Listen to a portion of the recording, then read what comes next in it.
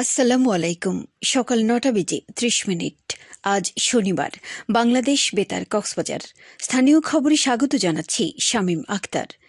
২২ দিনের নিষেধাজ্ঞা শেষে নদী ও সমুদ্রে মাছ ধরার প্রস্তুতিতে এখন ব্যস্ত সময় পার করছেন কক্সবাজারের জেলেরা। জাল, নৌকা ও ট্রলার মেরামতের কাজ করছেন তারা। আজ ২৫শে অক্টোবর মধ্যরাত থেকেই জেলেরা সাগরে নামবেন মাছ ধরতে। মা ইলিশ সংরক্ষণে সরকারের এই ২২ দিনের বিশেষ অভিযানের পর আবারও সরগরম হয়ে উঠছে জেলার উপকূলীয় এলাকার সাগর, নদী, আড়ত, ঘাট ও মৎস্য বন্দরগুলো। ইলিশের প্রজনন মৌসুমে ইলিশ রক্ষায় গত ৪ অক্টোবর থেকে ২৫ অক্টোবর পর্যন্ত সাগর ও নদীতে মাছ ধরা, বিক্রি, পরিবহন ও মজুত নিষিদ্ধ ছিল। এ সময় জেলা প্রশাসন, মৎস্য বিভাগ ও নৌবাহিনী, কোস্টগার্ড ও নৌ পুলিশ অভিযান পরিচালনা করে।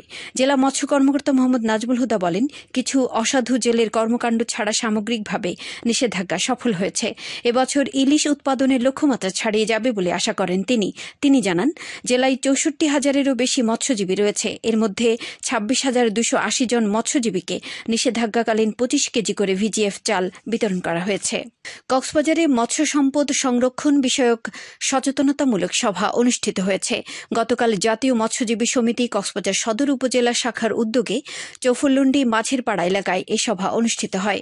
এতে প্রধান অতিথি ছিলেন জেলা মৎস্য কর্মকর্তা মোহাম্মদ নাজমুল হুদা। তিনি বলেন, মৎস্য সম্পদ রক্ষায় সবাই ঐক্যবদ্ধভাবে কাজ করলে সাগর, নদী মৎস্য সম্পদের ভাণ্ডারে পরিণত হবে। জেলেদের তালিকা হালনাগাদ প্রসঙ্গে তিনি বলেন, প্রকৃত জেলেদের নিয়েই তালিকা হালনাগাদ করা হবে। সমিতির সদর উপজেলা কমিটির আহ্বায়ক এস.এম. সৈয়দুল করিমের সভাপতিত্বে এতে সদরের সিনিয়র উপজেলা মৎস্য কর্মকর্তা সহ মৎস্যজীবী সমিতির নেতৃবৃন্দ বক্তব্য রাখেন। সভায় বক্তারা যাচাই বাছাইয়ের মাধ্যমে প্রকৃত জেলেদের তালিকা হালনাগাদ করা এবং মাছ ধরা নিষেধাজ্ঞাকালীন সরকারি সহায়তা বাড়ানোর আহ্বান জানান। এদিকে উপজেলা মৎস্য কর্মকর্তা মোহাম্মদ দেলোয়ার হোসেন জানান, দীর্ঘ ২২ দিন সাগরে মাছ শিকার বন্ধ থাকায় টেকনাফে কর্মহীন হয়ে পড়া ৬,০০০ জেলেকে ২৫ কেজি করে চাল বিতরণ করা হয়েছে। দক্ষিণ পূর্ব বঙ্গোপসাগর ও তৎসংলগ্ন এলাকায় একটি লঘুচাপ সৃষ্টি হয়েছে। এটি আরও ঘনীভূত হয়ে নিম্নচাপ তৈরি হয়ে ঘূর্ণিঝড়ে রূপ নিতে পারে বলে পূর্বাভাস দিয়েছে আবহাওয়া অধিদপ্তর।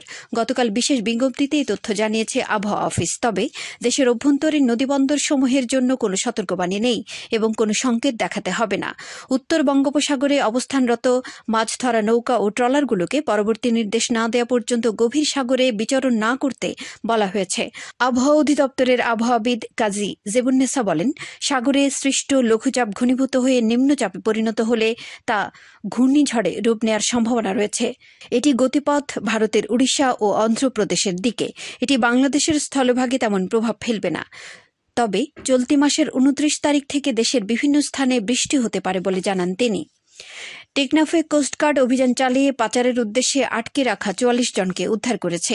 এ বিষয়ে গতকাল টেকনাফ কোস্টগার্ডের এক সংবাদ সম্মেলনে station in charge lieutenant commander Salahuddin Rashid Tanvir জানান, গোপন সংবাদের ভিত্তিতে কোস্টগার্ডের একটি আভিযানিক দল উপজেলার বাহারছড়া ইউনিয়নের পিনিজ ভাঙ্গা পাহাড়ি এলাকায় অভিযান চালায়। এ সময় সাগর পথে মালয়েশিয়ায় পাচারের উদ্দেশ্যে বন্দী করে রাখা নারী ও শিশুসহ ৪৪ জনকে উদ্ধার করা হয়। অভিযান চলাকালীন পাচারকারীরা কোস্টগার্ডের উপস্থিতি টের পেয়ে পালিয়ে যায়। তাদের আটকের বিষয়ে গোয়েন্দা নজরদারি বৃদ্ধি করা হয়েছে। উদ্ধারকৃতদের টেকনাফ মডেল থানায় হস্তান্তর করা হয়েছে বলে জানান কোস্টগার্ডের এই কর্মকর্তা। উখিয়ার রোহিঙ্গা ক্যাম্পে পানিতে ডুবে মোহাম্মদ সোহেল নামের ৮ বছরের এক শিশুর প্রাণহানি হয়েছে। নিহত শিশুর পিতা জানান, গতকাল ক্যাম্প ৩ সংলগ্ন বরৈতলি খালে গোসল করার সময় নিখোঁজ হয় শিশুটি। খবর পেয়ে ফায়ার সার্ভিসের সহযোগিতায় উদ্ধার করে হাসপাতালে নিয়ে গেলে কর্তব্যরত চিকিৎসক শিশুটিকে মৃত বলে ঘোষণা করেন। এদিকে উখিয়া রোহিঙ্গা ক্যাম্পে মাদক বিরোধী অভিযান চালিয়ে ১০,০০০ পিস ইয়াবাসহ এক রোহিঙ্গা শরণার্থীকে আটক করেছে এপিবিএন পুলিশ। গতকাল ৮ এপিবিএন পুলিশের ভারপ্রাপ্ত অধিনায়ক রিয়াজ উদ্দিন আহমদ জানান, মিয়ানমার থেকে ইয়াবা এনে ক্যাম্পে মজুত করে পাচারের সময় তাকে আটক করা হয়।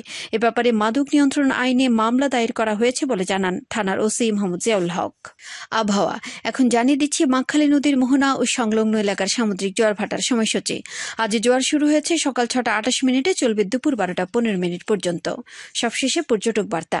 পর্যটন নগরী কক্সবাজারে আগত ভ্রমণ পিয়াসুদের সাগরের পানিতে নামার পূর্বে সাবধানতা অবলম্বন করার জন্য অনুরোধ করা হচ্ছে।